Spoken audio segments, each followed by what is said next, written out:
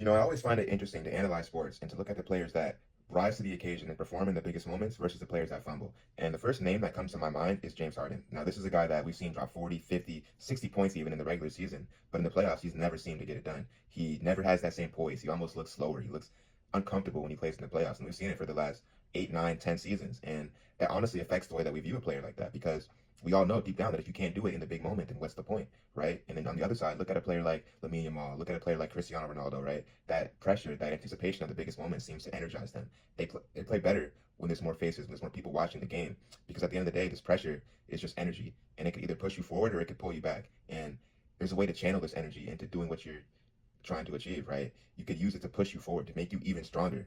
And this is definitely a trait that I've been trying to develop in myself, right? Because I've been the guy who prepares for the interview for 2 hours, does all this interview prep, and when the interview comes, I'm nervous, I'm fumbling over my words, I'm stuttering, right? Because the pressure is almost too much for me, right? But I understand now that if you can't do it in the biggest moment, what's the point?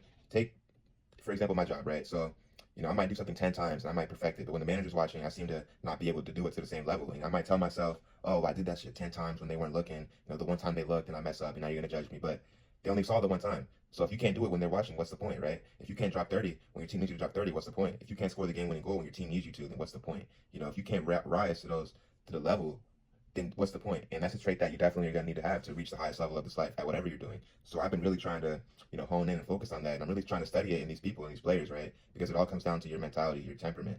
Look at Messi, for example. This is a guy who is playing better at the World Cup at 39 and even in the last World Cup at 35 than he was at 29 and 25. But not for 1 second do I believe that Messi's a better player now than he was back then. But it's almost like the pressure was too much for him back then. He didn't know how to use it. He let it hinder him. And it's almost like it made him slower, right? Whereas now he's been around, he's seen the game, it doesn't affect him as much, and he's able to put his full energy, right, and channel that energy into making him a better player.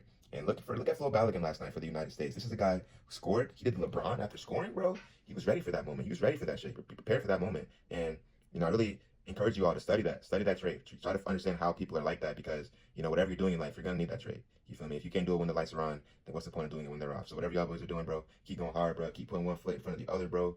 I don't know where we going, but we gonna get somewhere, sure.